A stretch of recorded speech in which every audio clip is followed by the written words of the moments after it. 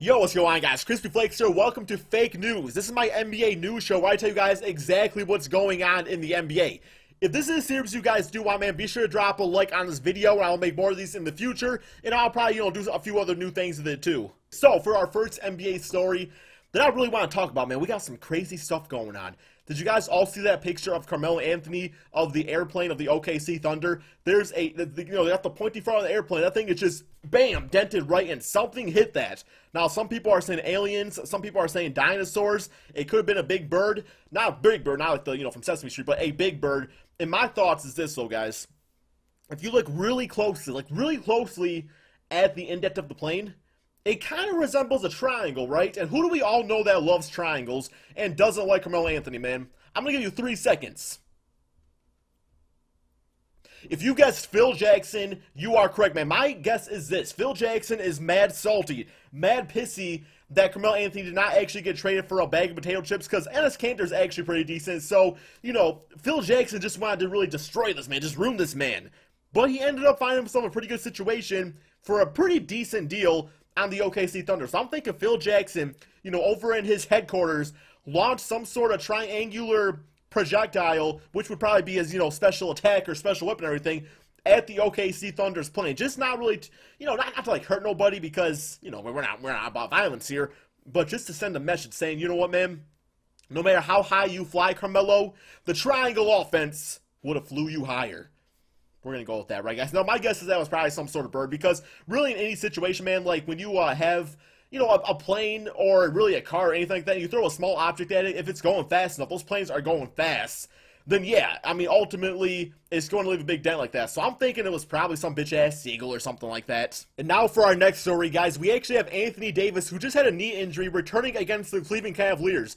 Now, this is actually going to be a pretty interesting matchup here because, as we all know, the Cleveland Cavaliers, they run a ton of lineups. They still have not really found their rotation quite yet because they got so many different pieces on their team. And plus, they've had problems with injuries. So it's going to be really interesting seeing, the front court of DeMarcus Cousins and Anthony Davis go up against the Cleveland Cavaliers. Now, I know one of the big lineups they've run is, Jay Crowder and also Kevin Love in the front court. But due to the size and the skill of the big man of the Pelicans, I really do think that they need to start somebody like Tristan Thompson this game. Just, for the circumstances of really just going against the 2 best big guys in the NBA, or at least 2 of the best, depending on who you're talking to. And for our final story, the Boston Celtics got an $8.4 million exception due to the injury of Gordon Hayward. Now, I'm pretty sure they can only use this on a free agent, but there's also a chance it might be able to be involved in some sort of trade out there. So maybe they'll go for a guy like, I don't know, maybe an Eric Bledsoe or a Tyson Chandler or someone like that from the Phoenix Suns, be part of that deal right there. But actually, man, my sources tell me that due to all the bitch-ass contracts in the NBA, just $8.4 million doesn't go as far as it once was. So the only free agent they could afford is actually a former Boston Celtics legend, Larry Bird. Yes, guys. Larry Bird, at the tender age of 60, is going to be rumored to come get that $8.4 million to be the new small forward for the Boston Celtics until Gordon Hayward is back. I mean, like I said, guys, it's only so much money that I could afford. But in all honesty, if I was the GM of them, I would like to get a guy like a Monte Ellis. Monte Ellis is still a free agent out there and still not signed by anybody. He still brings good scoring potential. I feel like he could play multiple positions if needed.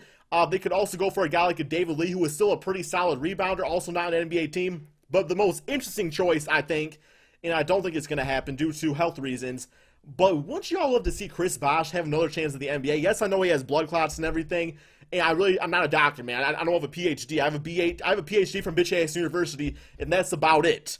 But I would love to see Chris Bosh get another chance in the NBA, even if it's in a limited 15 to 20 minute per game role, something like that.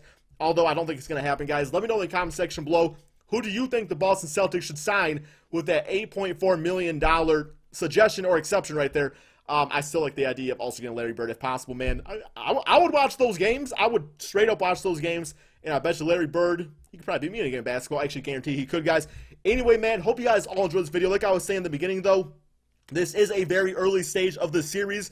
If it is something you guys do want, please drop a like on this, and I will, maybe do some different things with it going forward. I got a lot of good ideas I could do, so yeah, man, be sure to drop that like, subscribe if you're new to my channel, and peace out, my friends.